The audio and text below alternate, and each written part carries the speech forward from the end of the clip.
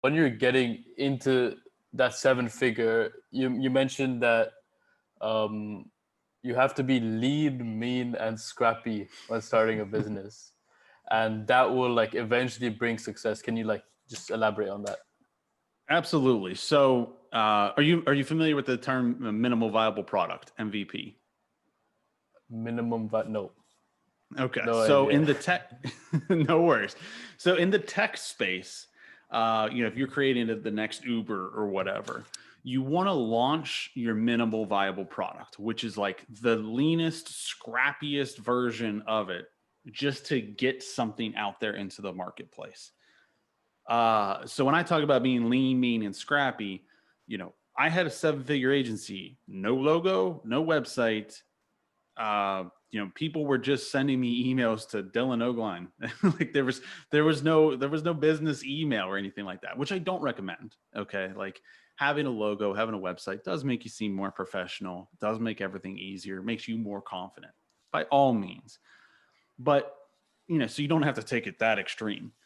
But, I see people who, they're starting their own agency, or they're building a course or a program, like a training program or whatever. And they will spend, let's use that training program example. They'll spend a year building out the program, and they never even had a client or a customer. So, then they actually launch it and they probably don't get any customers.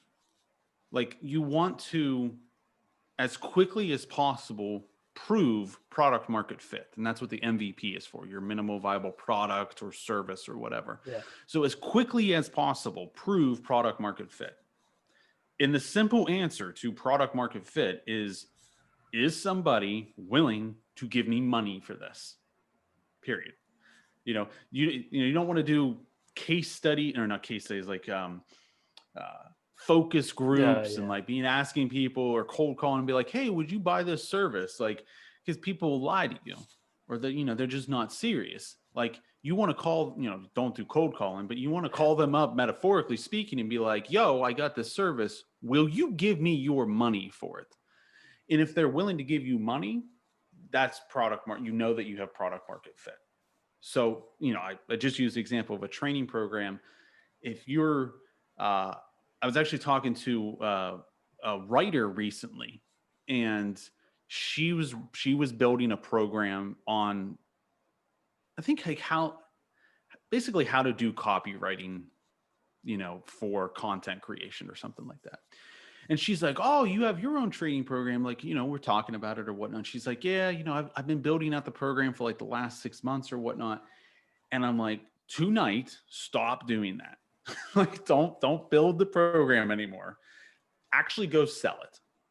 Get somebody to give you their money for access to the program, and be honest with them. You're not lying to people.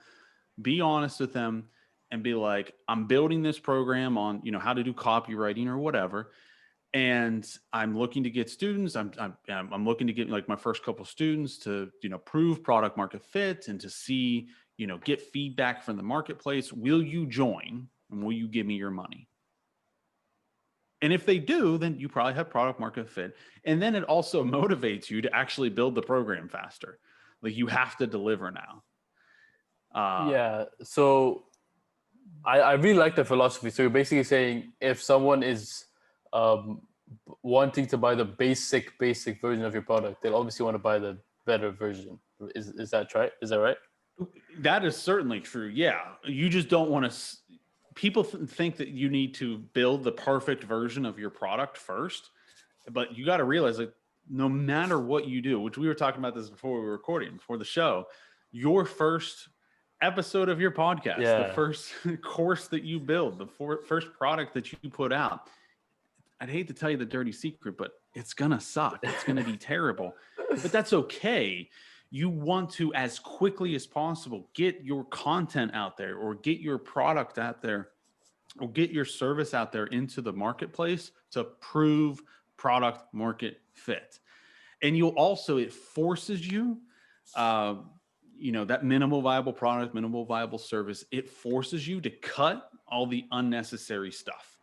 Like, if you're like that writer I was talking about, like, if she gets somebody to pay her, which I think she actually did, like she has 1 week to create the first week of her content or whatever. Like, so she's only going to do the bare minimum because she doesn't have time to do anything else.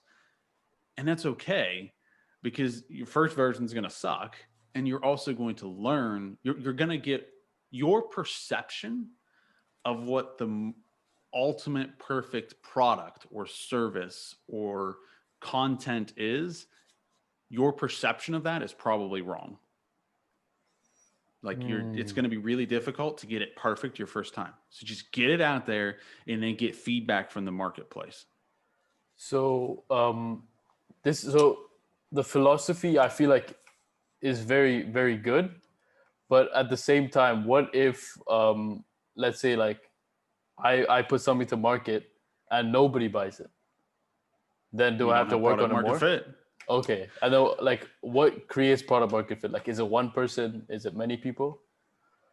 I think it's like intuition. Like if you're, selling your mom and your mom gives you her money, like she's probably a little biased, So you certainly want to get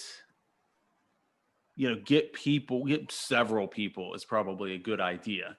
But it's not even about, it's not, oh, okay, I got some people, now I can build the perfect version of my product or my service or whatever. It's simply just getting going. Like it's progress is what matters more than anything. Like speed, like you want to move fast and break things. It is much better to ask for forgiveness than to ask for permission. So, and I think people will also, if you're honest with people, like using that program example, when my first training program to teach people how to build a digital agency, I went to a few people that had talked to me about like kind of mentorship or whatnot. And I went to them and was like, hey, I'm starting this new program. It's like, there's no client portal or anything. It's just, I'm going to put together a couple videos, throw them in Google Drive, and, we'll do group calls on at the time it was GoToWebinar. Now everybody uses Zoom. And I'm going to see what happens. And if you don't like it, I'll give you your money back. And people were willing to give me money for that. So that proved product market fit. Okay. And then of course the first version was terrible. It absolutely sucked. It was hideous. But I learned product market fit. And then I also was able to get people in there and learn what is the ultimate version of the product to them, not to me, to the actual customer. And my version of it, like in my mind, what I envisioned the ultimate version of my program was totally wrong. It ended up being, there was all these other things that the students actually needed. So you're going to get it wrong. You might as well let the marketplace tell you.